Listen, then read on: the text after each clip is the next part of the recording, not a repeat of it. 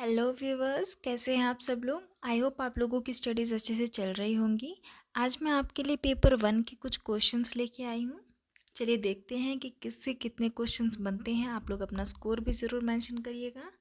The first question is, in the mode of teaching conditioning means, teaching के जो process है उसमें conditioning का क्या मतलब होता है। To bring changes in the behaviour of students, students के जो बिहेवियर है उसमें चेंज लाना। Improve the learning skills of the students, student की लर्निंग स्किल को इम्प्रूव करना। एक्विजिशन ऑफ नॉलेज या फिर फॉर्मेशन ऑफ बिलीफ।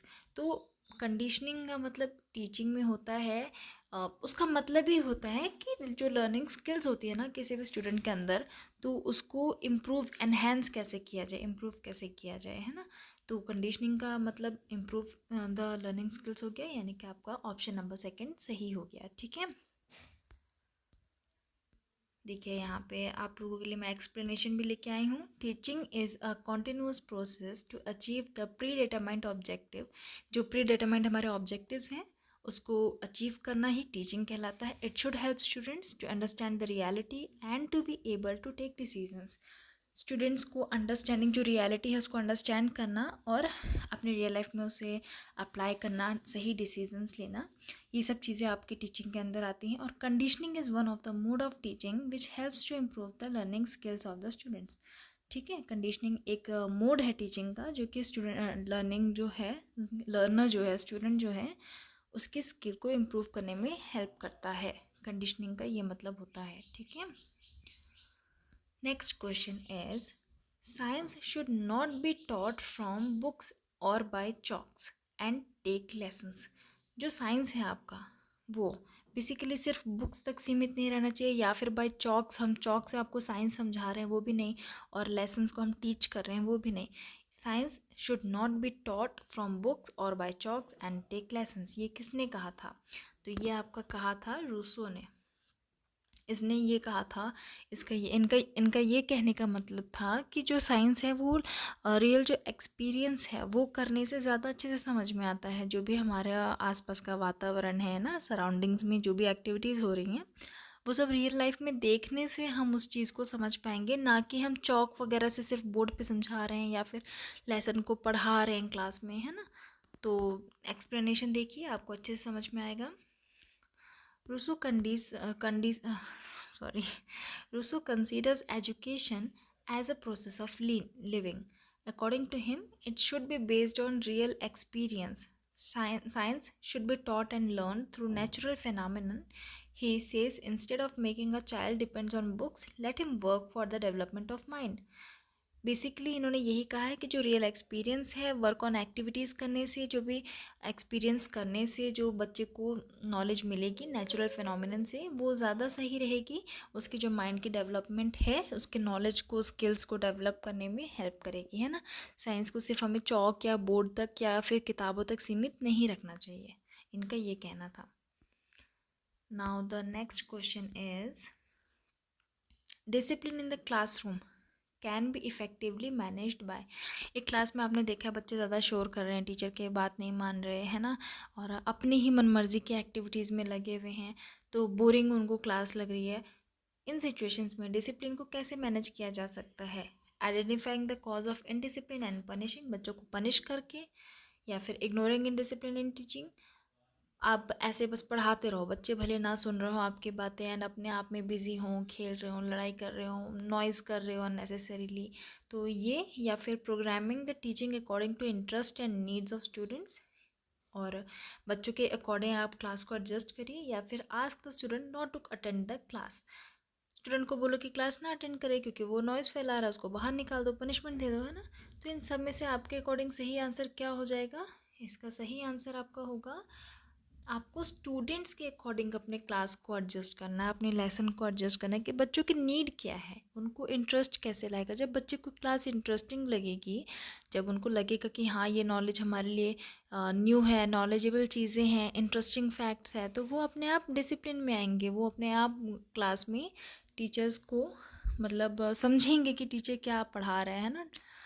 अदरवाइज़ अगर उनको इंटरेस्टिंग नहीं लगेंगे तो वो इनडिसिप्लिन क्रिएट करेंगे ही। तो ये सब कुछ टीचर के ऊपर डिपेंड करता है, क्योंकि अब हमारी जो एजुकेशन पॉलिसी है वो चाइल्ड सेंटर्ड एजुकेशन है, टीचर सेंटर्ड नहीं है। तो हमें चिल्ड्रन के अकॉर्डिंग अपने आप को एडजस्ट करना पड़ेगा, है ना। सो यहाँ पे आपका एक्सप्लेनेशन आप देख लीजिएगा, ये रही आपकी explanation. Next question is define teaching as a personal relationship between teacher and taught causing behaviour modification. जो टीचिंग है एक पर्सनल रिलेशनशिप है जो टीचर है और उसके जो थॉट के बीच में, उस एक जो टीचर है उसके जो पर्सनल थॉट्स है, जो टीचिंग स्किल्स है, इन दोनों के बीच का जो पर्सनल रिलेशनशिप है उसको वो बिहेवियर मॉडिफिकेशन को कॉज करता है, इफ़ेक्ट करता है। ये किसने कहा था आपके इस क्वेश्चन में? मेनली देखो टीचिंग क्या होता है, एक्सप्लेनेशन आप देखो कि जो एजुकेशन है वो सबसे ज़्यादा इम्पॉर्टेंट होती है प्रिजर्वेशन के लिए और ट्रांसमिशन ऑफ कल्चर के लिए। क्योंकि जब एक टीचर पढ़ाता है तो अपने अंदर जो भी उसके अंदर नॉलेज है, जो इन्फॉर्मेशन है या जो एक्सपीरियंस है, जो भी चीज़ें हैं ना, वो अपना ट्रांसफ़र करता है अपने थ्रू अपने स्टूडेंट्स में, अपने लर्नर्स में, अपनी पूरी नॉलेज को देने का, शेयर करने का प्रयास करता है ना। तो it is also important for the development of values, ideals and society. Teaching has been defined by many scholars according to changing time, place and society. Teaching को जो है वो अपने अपने समय के हिसाब से, बदलते समय के हिसाब से बदलाव प्रकृति का नियम है। जैसे आप लोग को पता है टाइम के साथ चेंज होना ज़रूरी है। तो टीचिंग की जो डेफिनेशन है वो बदलती जाती है, कई बार है ना, अलग अलग स्कॉलर्स अपने हिसाब से उस पर कमेंट करते हैं। तो यहीं पे एक थे स्कॉलर, गेज नाम था इनका, क्या नाम था? गेज, ये वाले, ठीक है। तो इन्होंने ये बोला कि जो एजुकेशन है वो पर्सनल रिलेशनशिप है किसके बीच में? एक टीचर और उसके थॉट के बीच में। एक टीचर है और उसका जो भी विचार है, इन दोनों के बीच में एक पर्सनल रिलेशनशिप है जो कि बिहेवियर के मॉडिफिकेशन को इफ़ेक्ट करता है। यानी कि ये जो पर्सनल रिलेशनशिप है यही बिहेवियर मॉडिफिकेशन को कॉज करता है, ठीक है। तो इसका आंसर सही क्या हो जाएगा आपका? गेज। नेक्स्ट क्वेश्चन इज, ये आपका with reference to the concept of teaching, आपको टीचिंग के अकॉर्डिंग बताना है कि इम्पोर्टेंट कॉन्सेप्ट कौन सा है, ये क्या है ना, टीचिंग के रेफरेंस से। It helps the student to involve in the learning process. Discussion, हाँ सॉरी, इसमें क्या दिया है? कॉन्सेप्ट ऑफ टीचिंग, टीचिंग के रेफरेंस में ये जो डिस्कशन है, डिस्कशन का क्या रोल है, डिस्कशन क्यों इम्पोर्टेंट है इसमें, ठीक है। क्योंकि it helps the student to involve in the learning process और encourages the student to express their opinions freely and independently. आपको बताना है कि इन दोनों में से कौन सा सही है ना। डिस्कशन टीचिंग के पॉइंट ऑफ व्यू से लेके जो डिस्कशन एक टॉपिक है वो कैसे हेल्पफुल होता है, क्यों इम्पोर्टेंट होता है? क्योंकि ये स्टूडेंट्स को हेल्प करता है लर्निंग प्रोसेस में इन्वॉल्व होने में और उन्हें एंकरेज करता है अपने थॉट्स एंड ओपिनियंस को शेयर करने में ओपनली, फ्रीली, है ना। जब वो शेयर कर पाएंगे तो ज़्यादा बेहतर समझ पाएंगे। तो डिस्कशन, दोनों इंपॉर्टेंट पॉइंट्स है डिस्कशन के लिए, है ना। तो यानी कि इसका आंसर क्या हो जाएगा? Both are correct. क्योंकि देखिए जब हम किसी चीज़ को डिस्कस करते हैं ना तो दोनों तरफ से मतलब डिस्कशन होता है ना। सिर्फ टीचर अकेले नहीं बोलता क्लास में, वो भी स्टूडेंट से कुछ बोलता है और स्टूडेंट्स भी टीचर से कुछ पूछते हैं जो भी डाउट्स होता है। तो इनसे क्या होता है? बेहतर अंडरस्टैंडिंग होती है, क्रिएट होता है, क्लास में इंटरेस्ट बढ़ता है, ठीक है। इन्हीं सब चीज़ों से डिसिप्लिन होता है क्लास में। क्योंकि अगर हम डिस्कशन करेंगे तो स्टूडेंट्स को ऐसा लगता है कि वो भी इन्वॉल्व हैं इस प्रोसेस में, वो भी एक्टिवली पार्टिसिपेट करते हैं डिस्कशन में, ठीक है।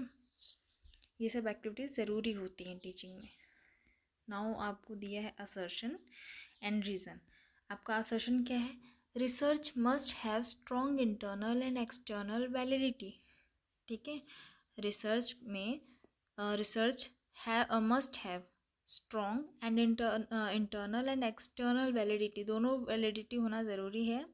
और क्यों? इसका रीज़न क्या है? Validity is a power with which conclusions and assumption or any proposition in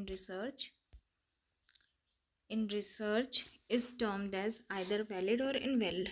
ये दोनों ही सही हैं। एक रिसर्च में इंटरनल और एक्सटर्नल वैलिडिटी का होना बहुत ज़रूरी है। वैलिडिटी बेसिकली होती क्या है? हम जैसे कोई चीज़ हो रही होती है तो हम उसको बोलते हैं कि ये चीज़ आपकी वैलिड है, या फिर ये डाटा आपका इनवैलिड है, इनसफिशिएंट है। जो चीज़ वैलिड है या इनवैलिड है ये कैसे पता चलता है? ये सब चीज़ें, वैलिडिटी जो होती है ये रिसर्च में ज़्यादा ज़रूरी होती है, क्योंकि अगर डाटा इनवैलिड होगा तो उसका कोई मतलब नहीं होगा, है ना। जैसे हम हिंदी में बोलते हैं, एक टाइप से मान्यता होती है ना, कि जैसे हम बोलते हैं कि आपका ये डाटा मान्य है या फिर ये चीज़ अमान्य है, आपका ये कथन अमान्य है तो वो इनवैलिड हो जाएगा। आपका ये कथन मान्य है, तो जो मान्यता होती है, जो वैलिडिटी होती है, वो रिसर्च में बहुत ज़्यादा ज़रूरी होती है। ठीक है, अब वो वैलिडिटी एक्सटर्नल भी हो सकती है और इंटरनल भी हो सकती है। तो इस केस में ये दोनों ही सही हैं। एक्सप्लेनेशन में देखिए कि रिसर्च में क्या क्या चीज़ें ज़्यादा ज़रूरी होती है। एक तो रिसर्च आपकी रिलायबल होनी चाहिए, ट्रस्टवर्दी होनी चाहिए। दूसरा होता है वैलिडिटी होनी चाहिए, एक्यूरेसी होनी चाहिए, करेक्ट डाटा होना चाहिए, लॉजिकल होना चाहिए और साइक्लिकल होना चाहिए। ये सारी चीज़ें होनी चाहिए, तभी आपकी जो रिसर्च है वो कंप्लीट मानी जाएगी, है ना। Next is research is based on the direct experience and observation by the researcher.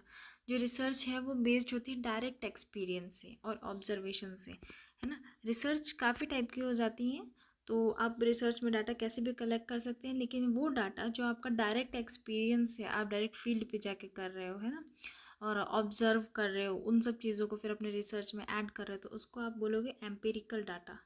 ठीक है, ऐसे डाटा को एम्पिरिकल बोलते हैं। अब आप देखिए रिसर्च में क्या क्या होता है। रिसर्च में रिलायबिलिटी होती है, जैसे हमने भी ऊपर पढ़ा, वैलिडिटी होती है, एक्यूरेसी होती है, लॉजिकल होना चाहिए, साइक्लिकल होना चाहिए, एम्पिरिकल होना चाहिए, क्रिटिकल होना चाहिए, एनालिटिकल होना चाहिए। ये सारी चीज़ें अगर एक रिसर्च में है तभी वो कंप्लीट मानी जाती है। एक रिसर्च के लिए ये सारी चीज़ें होना बहुत इंपॉर्टेंट होता है, होता है। ठीक है, नेक्स्ट क्वेश्चन है आपका, which of the following is the concluding step of any research process. कोई भी रिसर्च प्रोसेस है उसके लिए जो कंक्लूडिंग स्टेप होता है, यानी कि जो लास्ट स्टेप, हम कंक्लूजन कब करते हैं?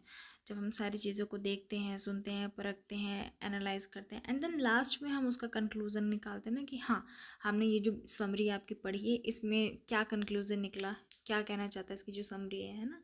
तो ये कंक्लूडिंग स्टेप कब आता है रिसर्च प्रोसेस में?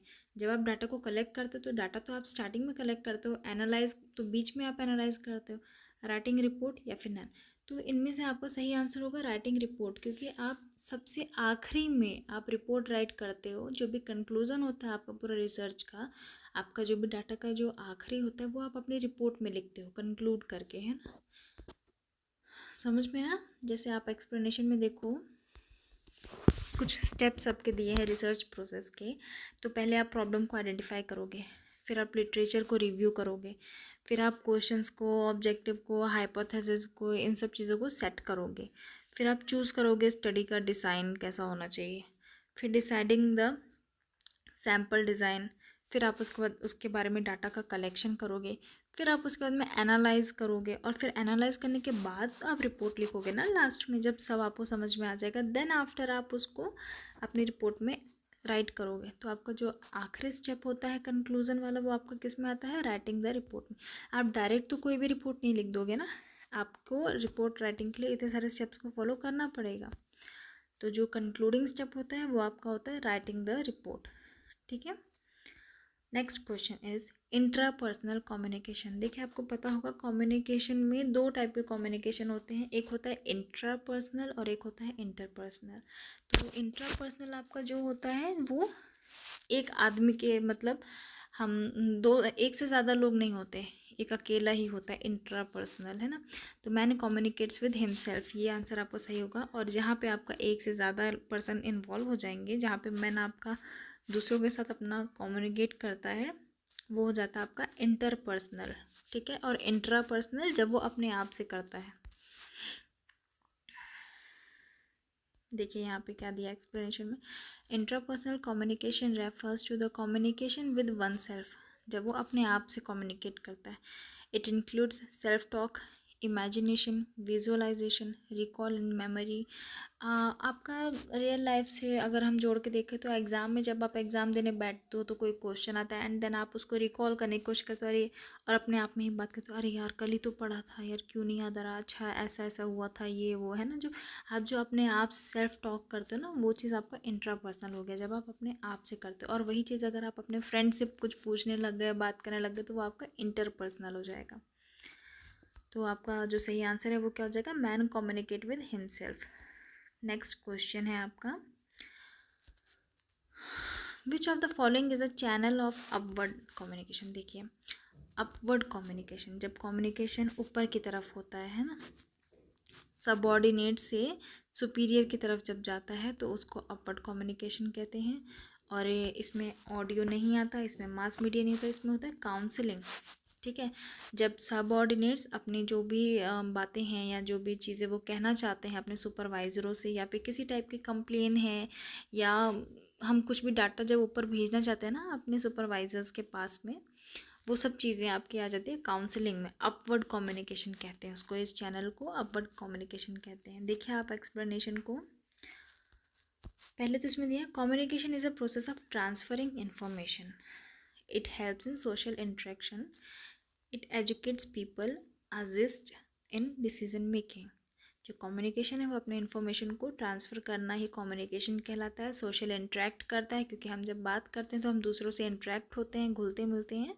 और when information moves upward from subordinate staff to supervisor superior, जैसे हम यहाँ से जब अपवर्ड डायरेक्शन में जाते हैं, छोटे लोग जब अपने से ऊपर वाले मालिकों से बात करते हैं ना, जैसे हम किसी जगह पे काम कर रहे हैं तो हम हमसे जो ऊपर है, हमारे बॉस वगैरह हैं, एचआर है ना, वो सब हमारे सुपीरियर हो गए।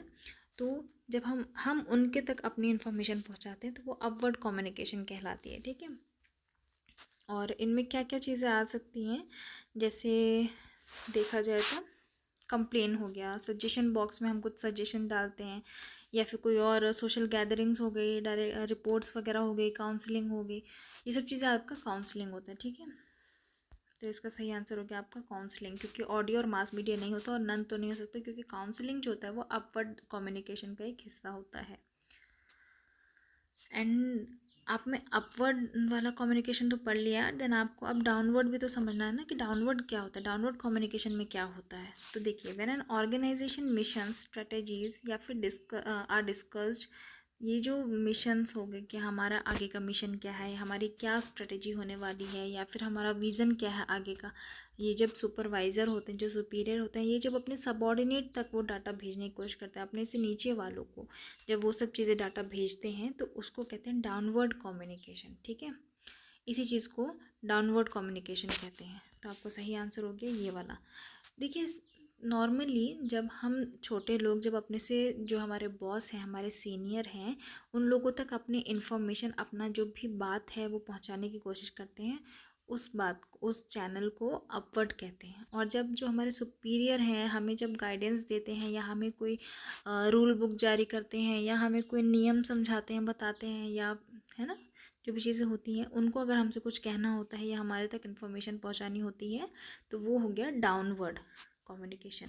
अब देखिए इसके एक्सप्लेनेशन में आपको क्या दिया है, when information and messages travel down via organizational formal chain of command or hierarchical structure, this is known as downward communication। ठीक है, जब डाउनवर्ड कम्युनिकेशन होता है, डाउनवर्ड आती है इन्फॉर्मेशन, उसको डाउनवर्ड कम्युनिकेशन कहते हैं। In other words, begins at the top of the organizational hierarchy and work their way to the bottom।